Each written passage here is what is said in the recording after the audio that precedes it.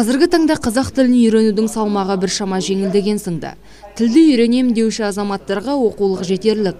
Оған қоса электрондық кітаптардың белең алуы қуантарлық жағдай.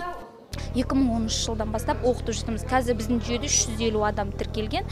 Нәтиже бар, пайдасы болды. 2011 жылы қорытындылап бірінші рейтингті шығарамыз. Яғни осы бірінші түлектер 2011 жылы шығады. Қазақ тілі тұтастықтың негізі, шынайы бірігудің діңгегі. Алайда тілдің бүгінгі ахуалы әлде қайда шүкір десе болады. Бірақ деп бастайтын мәселе де жетерлік.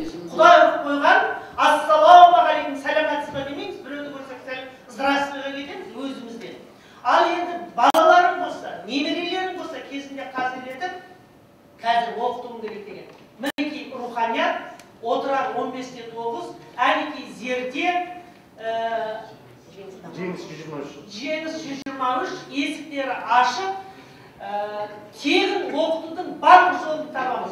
Мемлекеттік тіл, мемлекетте тілдің іргесін қалап, қабырғасын тұрғызуға мүмкіндік беретін жалғыз құрал. Тіл мәселесінің өте нәзік екендігі.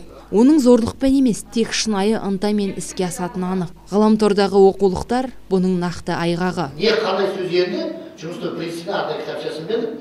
Енді болса да оның жаңа дискісі бар салынатын. Сонымен көруге болады. Енді қазір нәтиже жаман емес.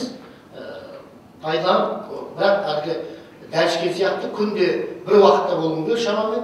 Жарты сағат, 20 минут қана, 1 сағат ауқы болу керек. Бір күнді қазағымен соны үйрену керек. Жиын соңында Қазақстан Республикасы тәуелсіздігінің 20 жылдығына орай қазақ тіліне шынайы жанашырлық танытып, нақты ісімен тілінің көркеюіне қосқан бірқатар азаматтарды құттықтай отырып, медалдар мен мақтау қағаздары табыс етілді.